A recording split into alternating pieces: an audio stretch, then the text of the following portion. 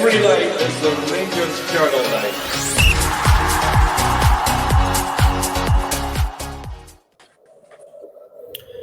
Good evening and welcome everyone to the Rangers Journal. My name's Kevin. I'm going to be the host for this evening for our live Q&A.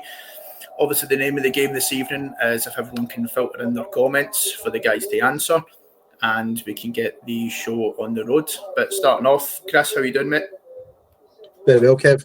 Great to be here tonight. Looking forward to some good questions coming in. Great, mate. Great. Good to have you on. Apologies, I had to dive across and mute the TV there. Forgot I had the house game on in the background, man. Rookie error.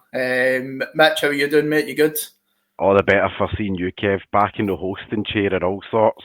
Got my usual sparring partner to my right, and then I've got a new sparring partner up the top in our Chris. Please see you, mate. You too, pal. Great to be on with you. I know it feels like I've never left. Me, Mitch and Deano, just one new phrase with yourself, Chris. But this was the regular Thursdays, mate, all of last season. So, Deano, how are you doing, mate?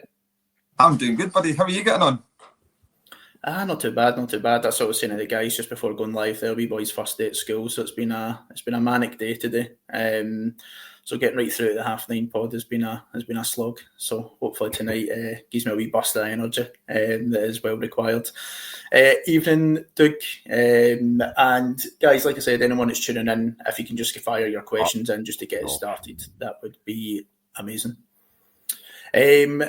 Starting off with yourself then, Chris, how are you feeling after the Rangers game midweek? I'm laughing because, Kev, I'm not going to lie. I said on Sunday, it was apathy on Sunday. Right, that's what I felt after the weekend. I just laughed. See, when I seen the scoreline and I watched the first half, I never seen the second half. I had stuff to do in the evening. And when I seen the second half scoreline, I thought, great, we'll go back into one each. Lyle Cameron getting his first goal, tremendous. Then we go down and lose the 2-1, and I just think it just feels you want to be happy after the result of that. We're through, we're at the playoff round, but wow, I just keep thinking, does it get any worse for us? And then obviously big Cyril going down as well, and taking a bit of an impact in his ankle. That was a bit of a tough one. So I don't know if that's a good or a bad thing for us, but it's a tough one, Kev. You want to feel great about it, you want to feel good about getting in. But you just can't go with the fact we're not playing good football at all, and the amount of chances we're conceding at the moment, we're going to be on the end of a right hiding at some point in time. Yes, I couldn't agree more. I was definitely struggling with positives from midweek, I will be honest. Deano, what about yourself, mate? How are you feeling after the game midweek? Probably a bit bittersweet, to be quite honest with you. Financially, it's worth to the club another, $5+ million. Getting in the next round, so that's a wee bit of money to go towards a new centre forward, and I guess playing Bruges is a relatively easy-ish prospect if we were perhaps maybe in a better place. So you kind of think that going and playing them, you're kind of hoping that we won't get our pants pulled down and spanked. So that's kind of where I'm at with that. In terms of the shots, that, you know? Sometimes, mate. But the in terms of the point you just raised there, Chris, about or Kev, about the shots that we're conceding, that's quite frightening that we've conceded 77 shots in 4 European games. You'd expect us to concede 77 shots over the course of the whole European campaign. Do you know what I mean? Not in four qualifiers. So hopefully it does get nipped in the bud pronto, because I fear the worst. It was an interesting one. I've seen a few stats going about around it's 101 shots conceded in the first 6 games, but I've seen the season we went invincible. Tim Gerrard's team 37 games to concede the same amount of shots, which I thought was a mad stat, unless someone's just completely made that up on Twitter and I've made myself look right silly, but it is probably believable due to the lack of goals that we conceded under Gerrard. And Mitch, you must be absolutely devastated with Desser's injury midweek. But other than that, how are you feeling after the performance? Do you know, we'll go with the fart in the room first, obviously, with Desser's injury. No being funny, we know where Deano sits in the camp. Me and him have had about 27,000 battles back and forth about it. But at the moment, he's the only fit striker that we had walking in that's actually contributed anything this season. When you look at Danilo's numbers, great, you can score as many as you like in pre-season, but when the game gets on and you've had, 4 or 5 appearances without a goal, as a striker at a top level, that's not a good enough return. I take Tuesday as an anomaly because it's not really fair to judge Danilo on Tuesday there, because really by the time he came on, it was a bit of kind of damage limitation and just shutting up the shop at that point. But I think when I look at our defence, you can see what Russell Martin's trying to do. And I think there's a couple of things at play when it comes to our defence, just try to be a bit more calm and measured about it. Our defence need to stop making it so hard for themselves. Stop playing it between each other as if you're playing tiddlywinks with your pals. If there's an option in front of you, take the option in front of you. And that way move to support the player that's in front of you to create the space for him that he created for you. It's not that hard. And I think it's either a reflection of the players or a reflection of the tactics that players don't seem to understand what they're supposed to do when they're dilly-dallying about in the ball. Because the Russell Martin brand of football works well when it's played at pace, when it's played with aggression and played with athleticism. And right now, the last few games that we've watched, we've seen none of that from their team. But a team like Dundee, no offence, when we played them at the weekend, we should be scalping players that are earning, $2,000 a week tops. That should have been the game that gets the goal difference up early in the season to go, do you know what, we'll put 3 or 4 past you. And again, need to give credit to Stephen Presley's team because they wanted it more at the weekend. And then we followed that up by an abject display midweek. How do we give ourselves a game where we have jangly backsides with 20 minutes to go when we walked into it 3-0 up? Fair, mate. Fair. And I suppose what I can do is I'm going to one of the first questions that have been sent in from Ross S. Good evening, folks. Are we perhaps overreacting to the performances so far because there's been absolutely no evidence of patterns of play, or is this a real concern? So, Chris, I'll go to yourself with that question, mate. What's your thoughts on that? Real concern. Say that Sunday night, say again tonight. I think it's a major concern. Look, I get the whole he's a new team and it's new players, and we'll get potentially a 10th new player coming in the next couple of days or so, we believe. But look, there should be progression in the play. There should be progression in the pattern. There should be a decisiveness about the team at the moment, and there's not. What you should see, Kevin, from Bronze, you should see that building up from the first game in pre-season all the way to where we are now. And I can't remember off the top of my head. What are we in? 10 games in, including pre-season, something along those lines at the moment. Can anyone say that we have genuinely went from starting off okay to actually saying, you know what, we can see what we're trying to do and things like that? If anything, we're going backwards. It seems to be that our whole plays across the back line, it goes from goalkeeper to defender to left back to right back and back to goalkeeper again, and it just seems to keep following that trend. And it just reminds me of a worse Gio towards the end of his term. That's what it reminds me of at the moment, and we've seen how the fans took to that. This play is not something that the fans are going to take to if it keeps going. And look, Martin's not showing anything different to what he's done at Southampton to what he's doing here. It seems to be a carbon copy reflection of it. And I think if you'd asked any Rangers fan before Martin came in, that was their fear. It was going to be a carbon copy. My bouquet would be, see if we had seen a plan B of some sort, or if we'd seen something a little bit different in terms of how they're trying to change it up, I'd be saying, okay, give the guy the chance, let's see how it progresses and how it goes. The only plan B that we have seen at Rangers so far is the last 5 minutes of the game against Dundee when there was no tactics at all. That's the only plan B we've had. There's been nothing since then. So I would love to say, I think we're overreacting. I just can't see this changing. Maybe you'll get a couple of weeks down the line, a couple of months down the line, you'll get better. But I think at that point in time, it's too late. And I think, as Mitch said, Dundee should have been the chance to get your goal scoring up. That should have been your goal difference there. Should have been a cricket score. I think people were saying 7-8-0 at one point. I brought it back to 3-1. It was my prediction by the time we got to the weekend. But we should have had a much better place. And I think anyone who's worried at the moment as a Rangers fan should very well be, because there's nothing changing at the moment from Martin, I think.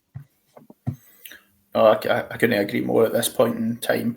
And Dino, do you think this style of play either just won't work at all, or do you think it's once we get some extra bodies in, whether that be Asgard coming back, Egeman potentially coming back, Moore getting introduced to the squad, plus maybe a couple other additions, do you think this sort of style of play that Martin's trying to play could become successful, both in our league and also in Europe? I'll be honest, the style of play that he's playing, it doesn't matter. I don't think it really matters currently who's on the pitch. I don't think it's going to materialise by what I'm seeing. I think the glaring obvious options that the players have to pass the ball, like it doesn't matter who's on the pitch, the players are maybe in the right positions and stuff, or they're not in the right position, but just need to move 5 yards in field to get and be in the right positions. Like that's down to in my opinion, down to Martin telling his players what to do. Like if you look at it, in the context, Joe Rothwell's getting the ball and he's passing it back or passing between them and things like that, when we're like sitting with 4 defenders and him against Dundee who have got 10 players, then I know I'm not trying to repeat what Andy Halliday said, but you had 5 players trying to play against 10 folk essentially. That our style of play is not going to work. It doesn't matter who you've got on the pitch. That is not going to work. You need to be more aggressive, and you need to be more. You need to take a chance and not be so defensive and passive. We have to be play with a swagger. You're Rangers. What are you scared of? You're at Ibrox.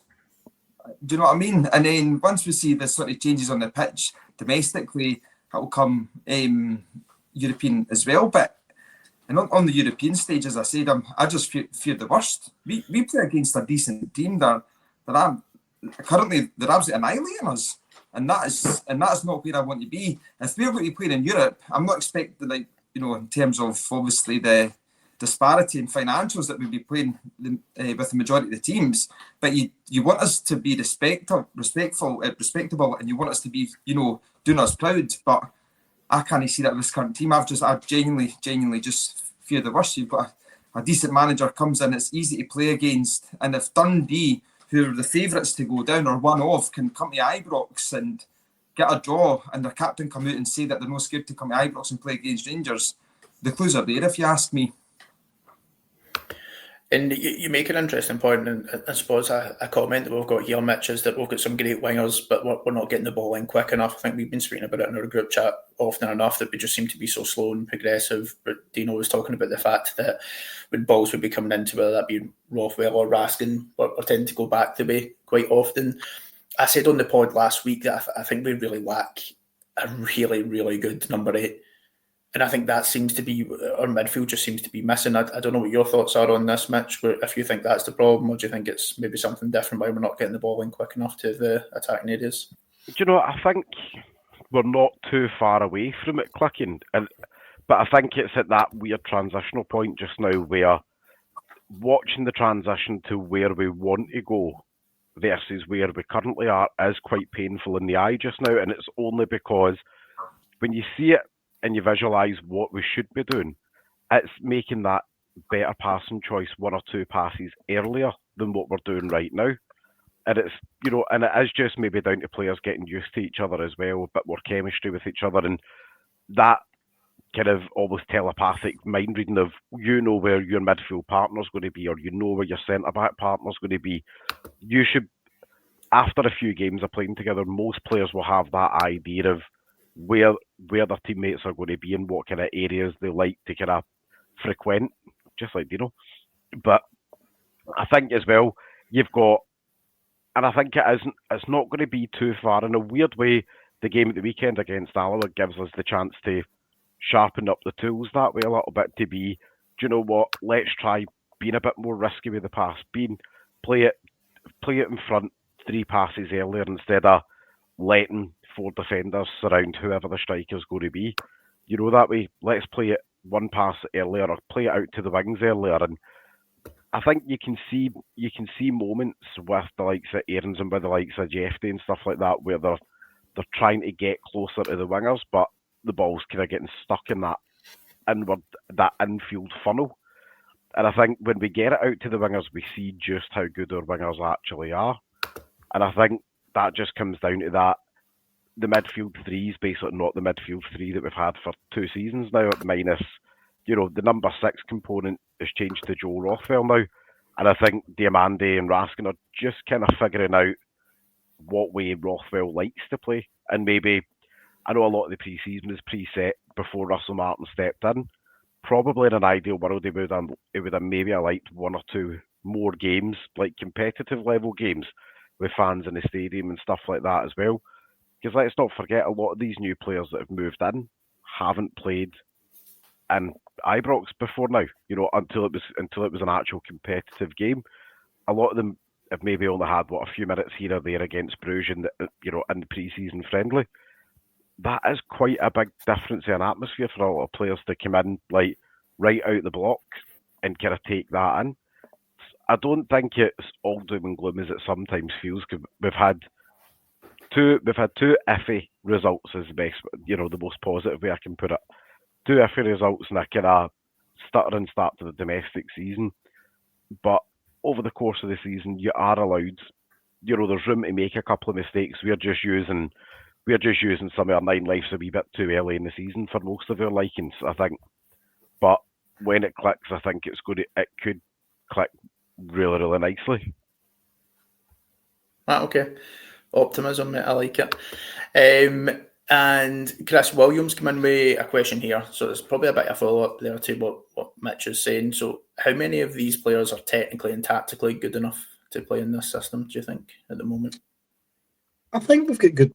I would say the players are good enough. They've come in. There's some really good players in there. Look, Raskin last season looked a different player. He was our best player last season. He looked head and shoulders. We were talking last season that Raskin was a 20-25 million pound player at some points in time, especially the way he played and the way he finished the season. So for him to go from that to not being able to play the system tells me that it's not the players that are not able to play the system. It's the system is not working, and there's just certain systems that will not work in Scottish football, and I feel the system we've got right now is one of them. Now, I take it back to the Motherwell game, and people were saying Motherwell played as their own game, and the question will come in from people to say, well, if Motherwell can play the system, well, why can't Rangers play the system? Motherwell played the system because Rangers didn't defend against it. That was the reason why, whereas Motherwell defended against what we tried to do. So it's not working for Rangers at the moment. The players are technically able to do it. From a midfield perspective, absolutely. I do have some reservations around the likes of John Souttar and Jeffy. I know Jeffy looks to be on his way out the door at the moment, but I do have reservations around them trying to play the passing game that Russell Martin wants them to play. The 2 wingers, I think someone said it in the comments, I was reading to the comments there, someone said that we've got 2 cracking wingers now. Are we using them to the right ability? I don't think we are. I think the problem is we're putting it out wide and we're overloading that position with the attacking midfielders that are there. And Dundee capitalised that. On Saturday, they put 3 up against every time we had a winger. There was 3 men there, and it just snuffed out the space. So I don't think it's the players, Kev. I really don't. I think it's the system at the moment that isn't working, and you need to be able to change it to something different during a game. If it's not working, try something else. And we just don't seem to be able to change it to something else. So I think the players will steadily get performance again. I've probably been a wee bit harsh earlier on when I said we've not seen any progression. Someone again, I can't remember who it was, put it in the comments and saying the first game against Pilsen at home, you could see the patterns of play there and how we wanted to do it. So it can be possible, but I think the players are going to take a bit of time, longer than what we need at this moment in time to adapt. My worry is by the time they adapt to it, by the time we get to a situation where we start to pick the holes that other teams can't compete with, then are we too far behind at that point? That's where I'm at with. That's the worry I'm at. And I think if you ask any Rangers fan at the moment, the league for us is the priority this season.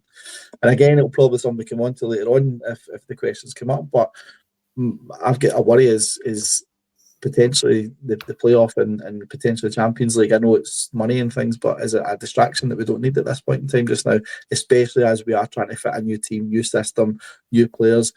We can go in there and take an absolute hiding if we get there, and what does that do? It knocks the confidence again, and before you know it, you just don't want to watch it at that point in time. So I don't think it's the players can't do it. I just think it's the system at the moment is not getting Martin's not getting his message over, or the players are not taking it on board. As simple as that. And I suppose just Mitch, I'd be interested to see what your thoughts are on this as well, just because Chris was talking about the potentially changing a system that suits to get wins. So Mark's asked, why doesn't Russell Martin change his style of football for short term until he gets his own players in? I think there's it's a kind of tricky question to answer, because there's still a lot of players, as we all know, hanging about the club just now that have all been basically future Fridays at the moment. They've been told go and find a new club before the end of the window, and those players that are also kind of hanging about as well, there is that they have seasons-long relationships with the players also currently in the first team squad. There is bound to be a couple of players upset that their pal's been told see you later up the road. There's also, we're in the silly season as well. There will be agents in players' ears at the moment. We're going to have a fair whack. We're going to have a fair whack kind of going on just now behind the scenes. And I think as a manager, you want the players to play the way that you want them to play from day one. Let's not forget the team have had a full pre-season under Russell Martin. It's not like he's came in January the 4th after a honking period. He's had a full pre-season with them, and he's had them, over at our training ground. He's had them down at St George's. They've had plenty of time together. And there comes a point in time where, at this point of the window, there's maybe an element where Russell Martin basically tells the players, either shape up to the way that I want you to play or ship out. And I think him changing his tactical style, 2 or 3 times over the course of the season, I actually think that hurts the players more than putting them through a bit of pain just now to say this is how you will play. Because with 2 or 3 weeks left to go, it gives us a chance to turn around and say, you and you can fit what we're trying to do, but you and you can't. So again, you can join the Future Friday Club. Fair comment, mate. And this is changing topics slightly just in terms of signings. Just I know Doug had sent this earlier on, so I'll pull this up. This was the first question that came in. I think it was probably off the back of Bowie's goal this evening. This is where this has popped into his mind. So Deano, what would you take Bowie at Rangers, and where do you think he'd sit within our squad striking options? You're better asking somebody else. I've not got a Scooby. That's fair. Chris or Mitch, do you know much about Bowie? I'll be honest. Oh, sorry, there you go, Mitch. There you go. No, after you, mate. You'd already started there. I was on a bit of 3-second delay. No worries. But to be honest, see if you were asking me at this time if we had a settled team, we had settled manager, we were riding high at top of the league, I would take him for the fact he's a really good young player. What I've seen of him so far, I think he's very attack-minded, which is great because he's not this type of player who wants to play back the way. He's always looking for an opportunity. He's always looking to try and get the ball in the back of the net. He's too young at the moment and he's too raw at the moment for me. I think Rangers need someone experienced in there. We need a number 9 that the fans can take to. And I think if he was available as an option, would we take him? I don't think Rangers would give him the time of day at the moment. I think the reason he's been looked at by some fans, because I know Doug's asked the question, I've seen some of the comments myself online about people saying that's a player we should be looking at. That's a project player 5-6 years down the line. That's not what Rangers need at this moment in time. We need someone who can be that number 9. And the type of player I think Rangers should be going for, and I know he wasn't universally accepted at the time, but the one that I really liked because I thought he was a cracking finisher was Antonio Čolak. And I think a Čolak type finisher in this team would be tremendous. That's the type of finisher we need, I think, at the moment, whereas we just can't seem to get it. But excited to see. I know we're talking about Kieran Bowie here, but I wouldn't take him. I would be more excited to see what Mikey Moore is going to bring to the side when he comes in on Saturday. And I'm also looking forward to seeing Eagleman again, providing he stays at the club for the rest of the season, which I'm hoping he does. But yeah, that would be a good one to see and see how Mikey Moore plays. Fair. And I've just seen that comment pop up and it's made me glance over to the TV. Hibs in it again. Is now heading into extra time. It is indeed, yeah. It is indeed. I know there's been a bit of mixed feelings around Russell Martin at the moment. I think if you look on Twitter's a pretty toxic place. Bit of a mixed bag in terms of what should be happening. Alex has posted a comment here saying we need to stop sacking managers by October, November. Time is needed, however, it is frustrating. Deano, what's your thoughts on this? Because it is still early, although there has been a couple of early disappointments. But what's your thoughts on Martin at the moment? When Russell Martin was first appointed, and obviously the 49ers have just taken over and things like that, I kind of like suggested that if he does come in and he's rubbish, they've got the money to sack him, because I do believe that they want success at this club, and being at a club at Rangers, you seldom get time to make it happen. Graham Souness and Steven Gerrard the exceptions, I guess. But with if it comes to October, November, we're in Europa League, not doing well in the Europa League. Our league form's rubbish, and we're not seeing any real improvement in the team from now to then. I think for the club, for the future of the club, short and long term, you've got to be sacking them if that's the case. And I know you can't keep changing managers, but we can't keep being subjected to failure. But at Rangers, you need to win. And as I said, Graham Souness and Steven Gerrard came in when the club was an absolute mess both times, and Graham Souness obviously worked out better than Gerrard, but the point I'm making is they were given time. Russell Martin isn't going to be given 3 seasons to win a league title. I'm sorry, but he's just not. We're in a position now where we have money, we've got back in.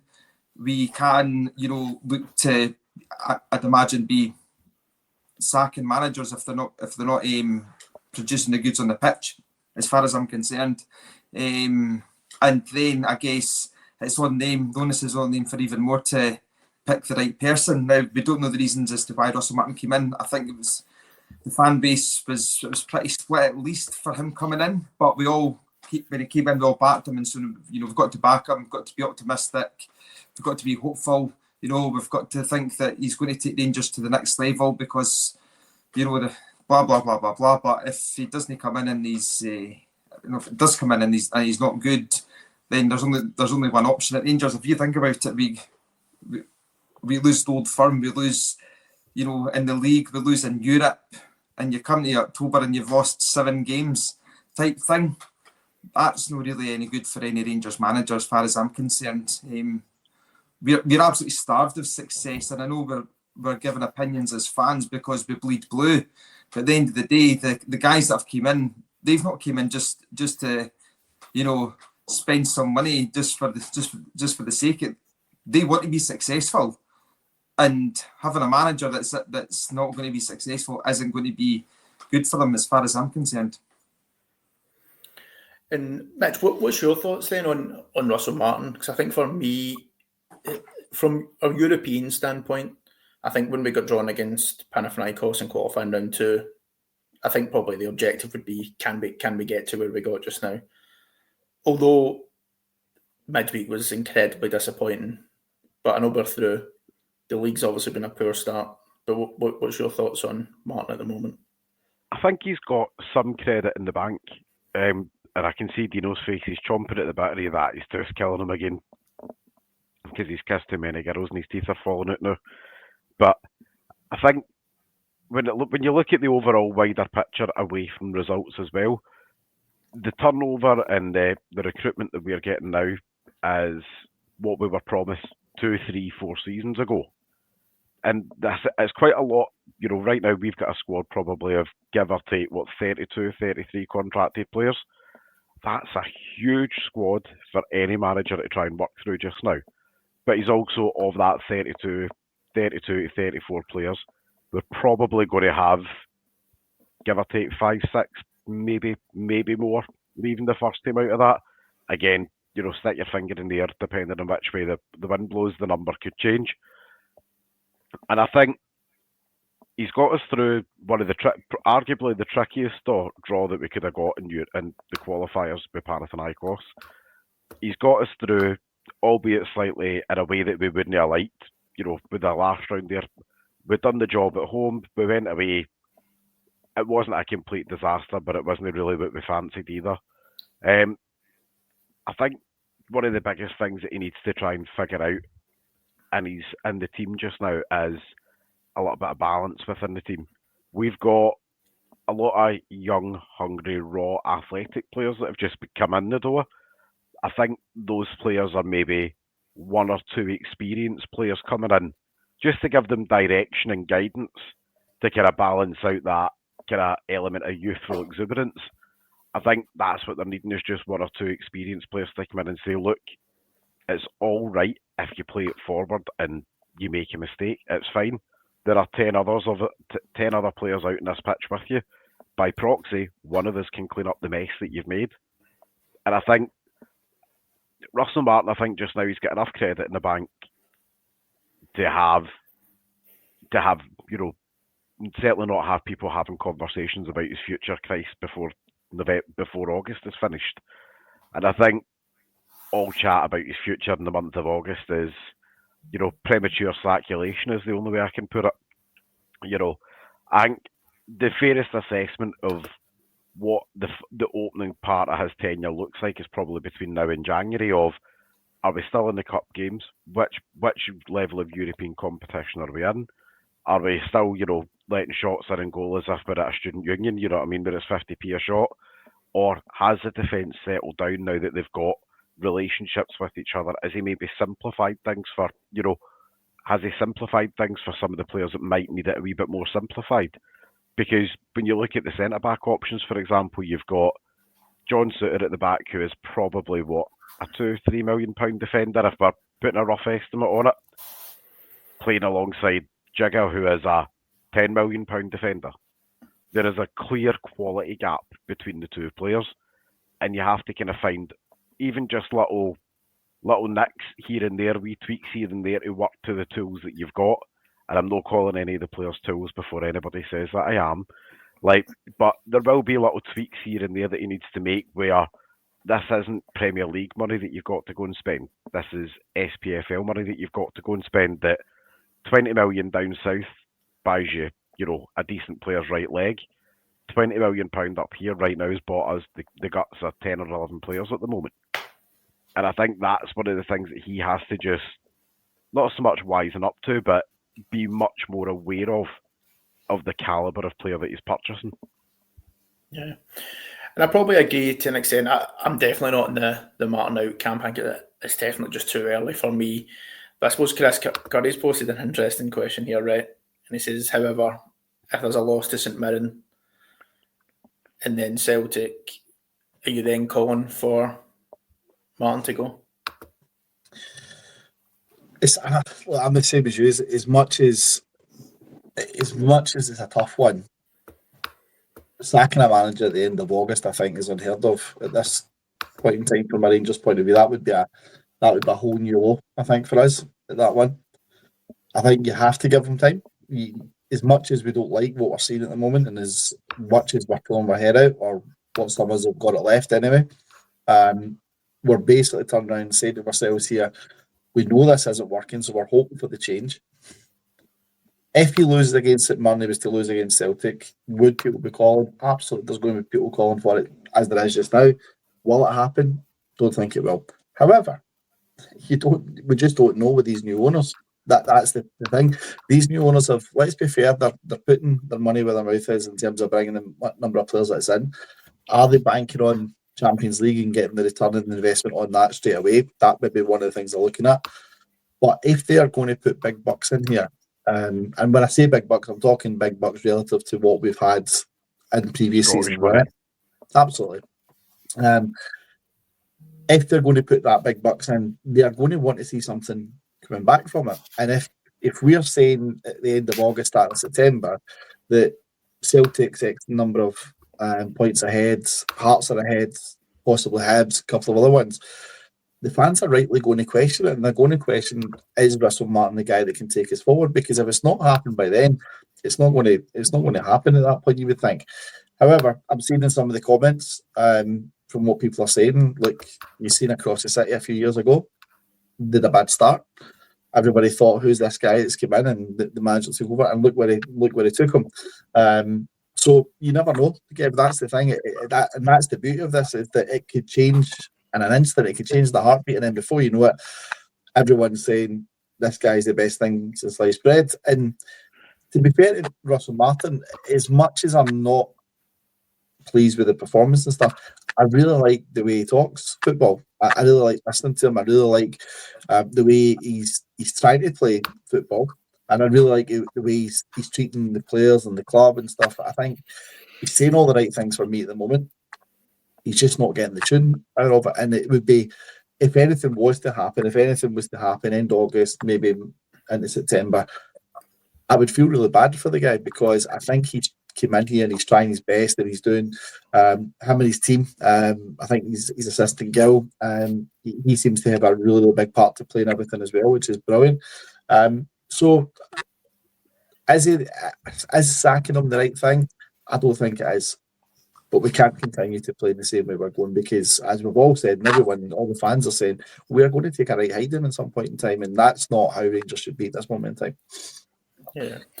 Can I come in there on that, Kev, please? Go, if that's all right. Go for it, Yeah. Just something that you said there, Chris, regarding Ange at Celtic, and it took time for that to click. But everybody could see what he was trying to do, and Celtic were excited by that. We can't see what Russell Martin's to try to do and be excited by it. So that's in my opinion, I'm just thinking how I feel. I can't see how we can get excited by what Russell Martin's trying to do. I remember one of the things, and some Celtic fan had pointed out to me, Celtic were get the ball quickly, pass it, take quick throws, take quick free kicks. And one of the first few matches, the ball boy never gave the ball back to the Celtic player quickly enough, and there was a hullabaloo. And just wee things like that, you could see what they're trying to do, whereas you can't really see what Russell Martin's trying to do to get excited about. Yeah. And I know we're only a few games in, but you want to see that change. You want to see that distinctive change, and then think, well, do you know what? They're new players, new this, new that. Once it clicks, it'll be great. And I can't see what is to be excited about what I've seen so far.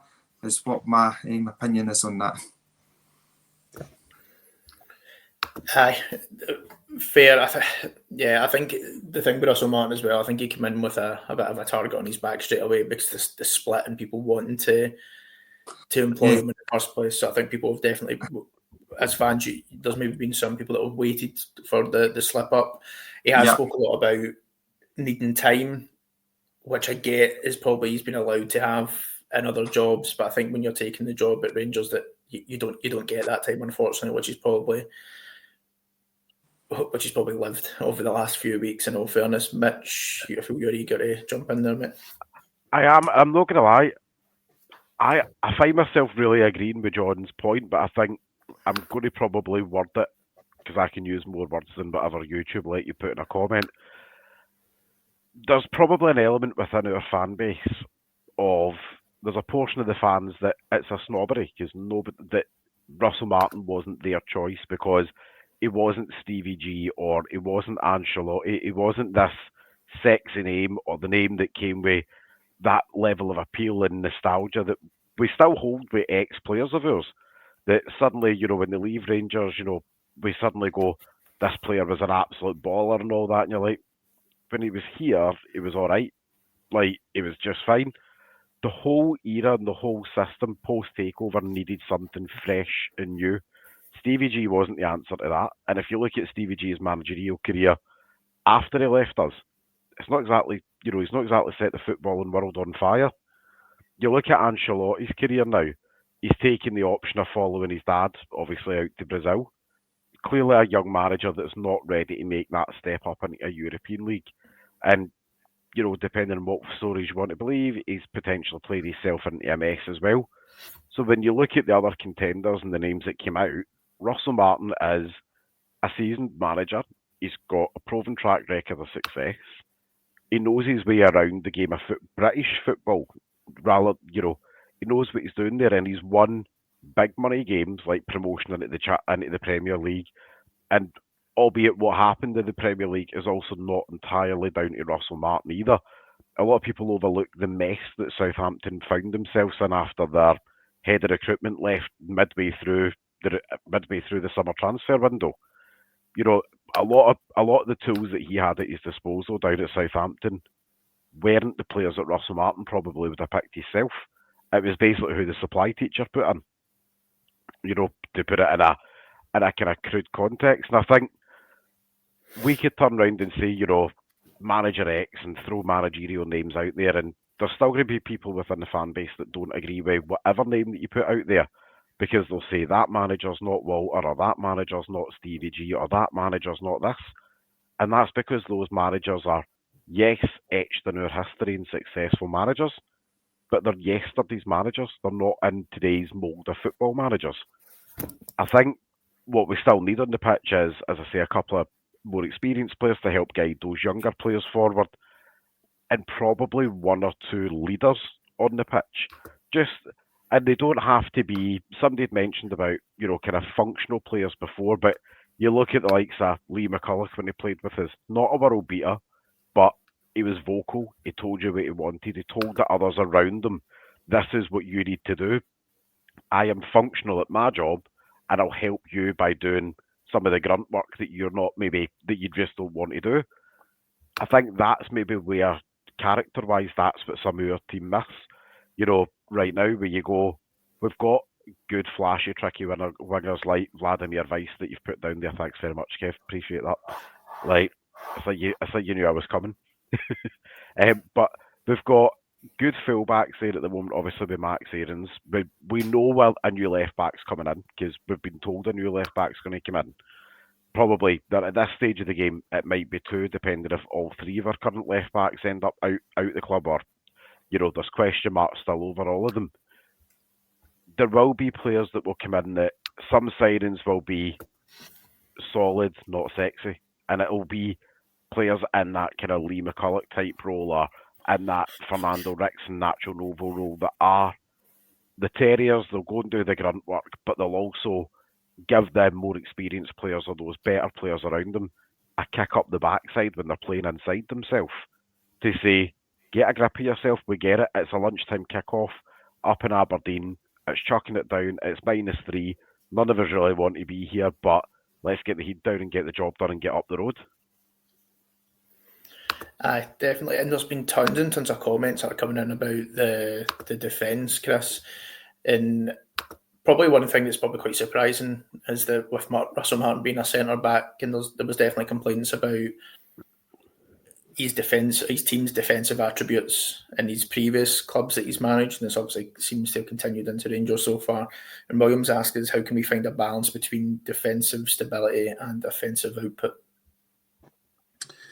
I think the defensive stability at the moment, for me, is all over the place. It really is. So let's take that for the first part, Kevin. I think I'm not liking the zonal marking at all. That's just not for me. Man mark all the way. You've got to man mark your guy. And I think we've seen in midweek that the goal came from that zonal marking. I think the guys in the tactics have done a great job of it earlier on, showing it. That header comes in because you're not man marking and people don't know their job.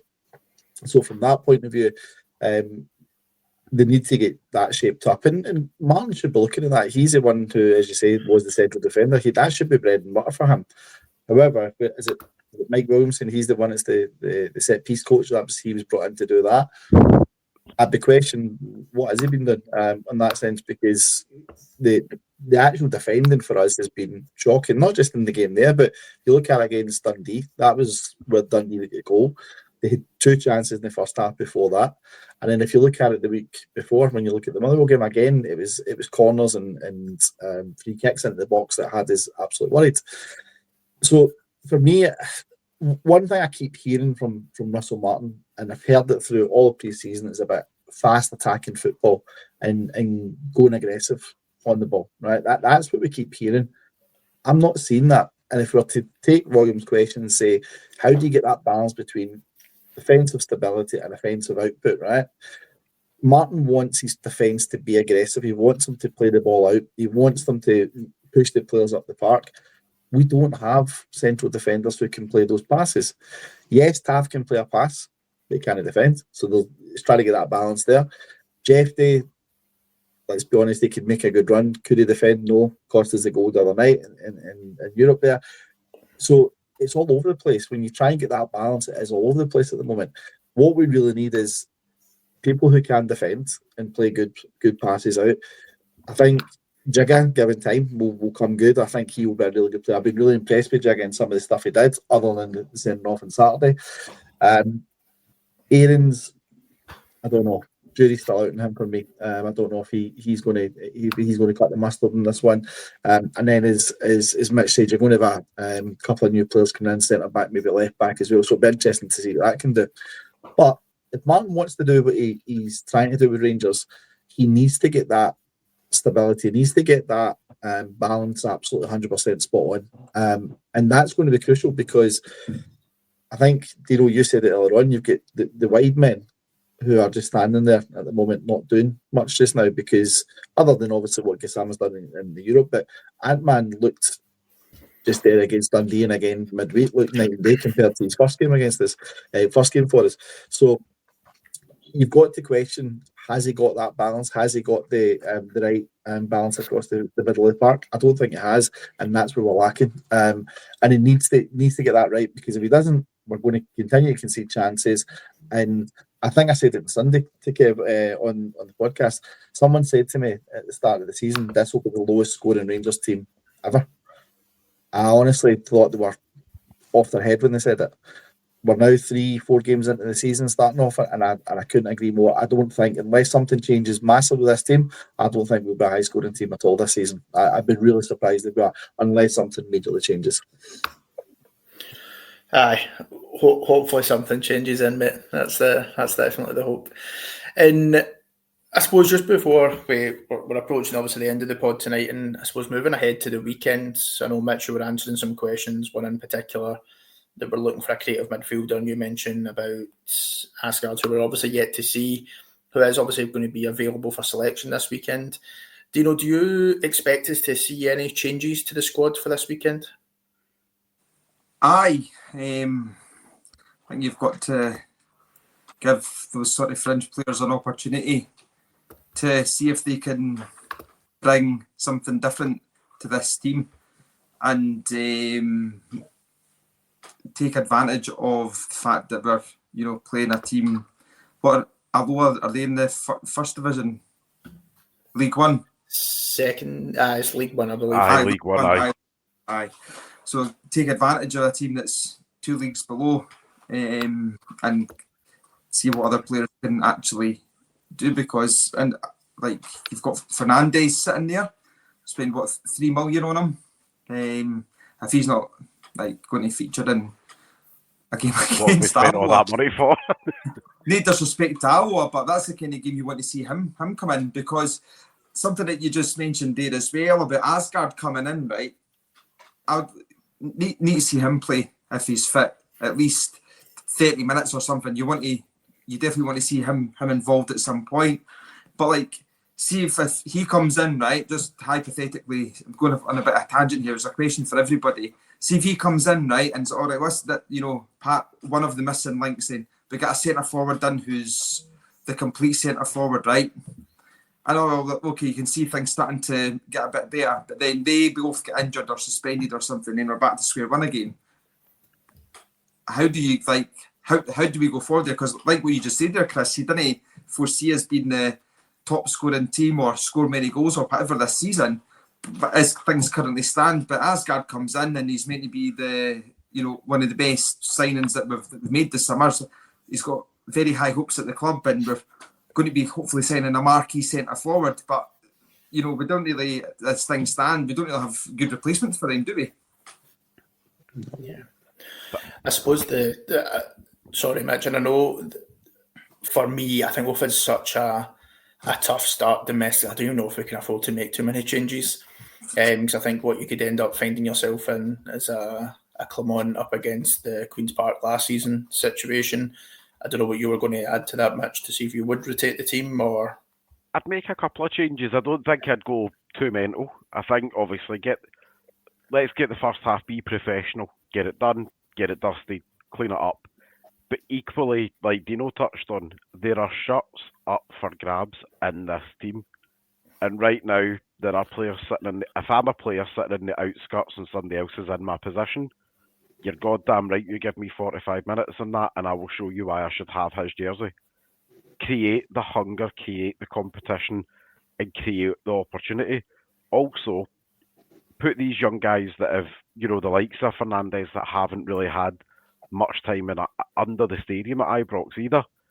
Give them the moment to get any yips out the system, get the nerves out the system. Equally, give them a moment to feel the atmosphere. Again, it's only Alloa, but let them feel that atmosphere, because the stadium will probably only have 30 to 40,000, give or take, in it. Let's be honest, because it's Alloa. Unless there's maybe, any deals that come on to bring the Bairns for a fiver or whatever, like. But I think, let these players go out and sample that atmosphere, but make it a positive atmosphere for them to sample by knocking it out the park with a nice, attractive display on the pitch, be professional, get the youngsters on, like Bailey Rice, Curtis, let them have the second half after the majority of a starting 11 have already kind of finished the job off in the first half. I'd probably give Theo a breather, just because he's not had a breather since the season started and it's a long old game.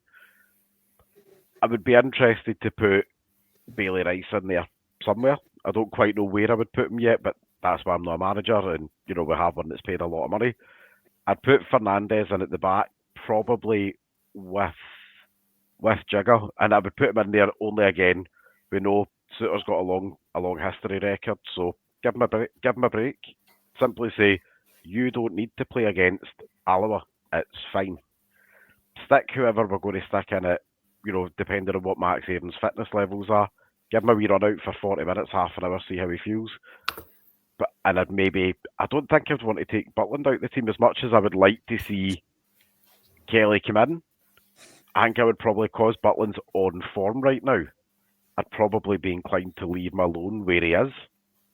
And as much as that does kind of pain me, but I think this is a good game as well for the likes of, to see the likes of Asgard, to see the likes of Fernandez that we've not seen much, to see the likes of Mikey Moore, but maybe introduce them in the second half. But also as well, I think Agamari's meant to be in the team as well this weekend, depending on fitness tests and all the rest of it. But to go on to Dino's point about the underbelly, the squad, about the about the depth of it, I think that can't get addressed until some bodies actually get out the team, because again, we've got about 34 players contracted to the first team just now. Yeah, it's definitely hard. I think for me, I would love to definitely see Asgard, Moore, Egerman come into the team. 3 players that we've just not seen this season. Chris, I don't know what your thoughts are on that. Absolutely, 100%. Kev, I think Asgard really, he's a player I think will be really exciting for Rangers. I think the fans will love him. When he announced, I tried to watch as much videos as I could possible of him, and what I've seen of him, I thought this guy's a really good player, and I think he'll really lighten things up for us. Can't wait to see what he brings on Saturday. Obviously, fitness test depending as well. Mikey Moore, somebody I've seen him in the Europa League for Tottenham last season and watched him there, and he's got the world at his feet. This is a guy I think I'm actually probably more excited to see Mikey Moore than I am Asgard, if I'm being honest, because I think Moore he's got the ability to play across the front three, anywhere across that front three, and I think he'll be a really, really good player for us. And what better way to go in and play against? No disrespect to Alloa, but Mikey Moore, if he can't rip it up against them, then he shouldn't be here. So I think he'll be tremendous. Again, I'm excited to see Eagleman. I don't think the Eagleman thing's done and dusted. I don't think he's going to go. I think if it was going to happen, it would have happened before now. So my view is I think he'll be here, and I think he'll play a massive part for Rangers this season. Again, just to come back on to what Mitch was saying though, for me, Bailey Rice, I would love to see it. I really would, Mitch. I would love to see Bailey Rice in there. And I think even last season when I watched him, I thought you could see some really good moments. He's a boy I think needs to get on loan, and I think he will go on loan. I think Rangers have entered into the cooperation agreements with different clubs and leagues and things. I think you're going to see Bailey Rice go out on loan this season because he needs game time, and I don't think he's going to get that game time. Similar to someone like Finlay Curtis, who I think I would like to see in as well. I think he'd be great to come in and give us something a little bit different. But I think these type of players, just based on what Martin's going to try and achieve this season or what he's going to try and do, I just think they're going to be out on loan. And I would be very surprised if come the end of the window we've not got an announcement of Bailey Rice and the likes of Curtis going on loan. But look, Saturday will be an interesting one. I just hope it doesn't spoil our Saturday night again. That'll be a third one in a row.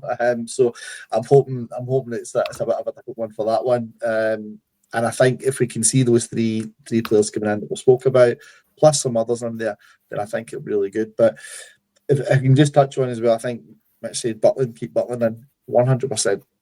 Don't take him out. The guy's firing all cylinders at the moment in terms of how well he's been playing for us, and I'm delighted to see him back to his best because I think he's a cracking goalkeeper. And I think he can be somebody who'll be really, really big for us this season. I think you take him out, you get that momentum lost, and you never know what happens from there. Keep him in and just see what happens from there and just go for it. But yeah, Saturday should be a good one, and it should be good to hopefully try and get a bit of confidence back in these players again, I think. Absolutely, mate. Absolutely. Well, guys, I'm going to wrap up there as we're approaching the hour mark. Thank you, everyone, in the comments. Tons and tons of comments, tons of questions. I do apologise. I've missed a good few of them with the amount that have been coming in tonight. Like Scotty's posted in there, just remember to smash the like button, guys. Also, make sure that you're subscribing as well. It costs nothing to subscribe, and it really helps boost the channel. Mitch, thank you for coming on, mate. I don't know if you want to give a wee shout out to our sponsors as well, mate. As always, the Journal podcast is brought to us by our lovely sponsors, Off to the Match I Go. Make sure you go and check them out for all your Rangers memorabilia and pop in the code Journal10 at checkout for 10% off your order. Perfect. And thank you as always, mate. Always a pleasure, Mitch. And Deano, mate, thanks for coming on, mate. Thanks for having me on, and it's been good to have you hosting again, Kev. Glad I went as smooth as possible, mate. The Thursday Club's back in good hands. Yes, mate. Well, it was good to see you again, Deano. And Chris, mate, it was good to be on the first pod together as well, mate. Thanks for coming on. No, listen, thank you for having me, guys. It was great to be on, and hopefully this is one of many going forward. Can I just say really quickly, Kev, before we go, one of my friends have texted me to say that I can't live up to your guys' beards because mine needs a bit of Just for Men. So what I'm going to say right now is, if anyone from Just for Men and the Coleman International is watching, we would be happy to take a sponsor on a Thursday night for Just for Men if anyone wants to do that. So I think my beard could be doing with a little bit to keep up with you guys. So the light please, hiding the grey hair in mine, don't worry about it. I know, listen, mine is getting shown very clearly here, Mitch. So if anyone is watching for Just for Men, they want to give a wee sponsor, I'll happily do it and do it live and do it on a Thursday night to see how it turns out. Put it that way. There we go. Perfect, mate. It was good to have you on. And well, thanks, everyone, like I said, thanks for tuning in. Thanks for joining. And just remember, like and subscribe. And always remember, every night is a Rangers Journal night. Thank you.